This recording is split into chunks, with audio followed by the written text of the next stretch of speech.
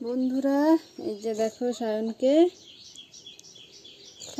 4-5 দিন ধরে খুব অসুস্থ।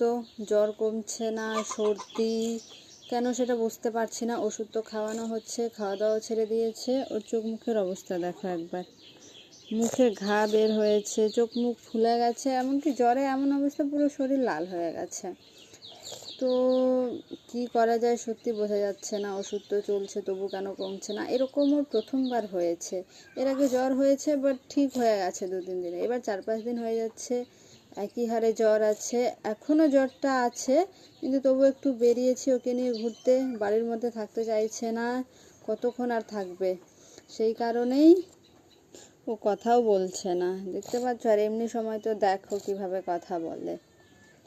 খারাপ লাগে, বাচ্চাগুলো খেলে বেড়ায়, সেখানে এই রকম অবস্থা।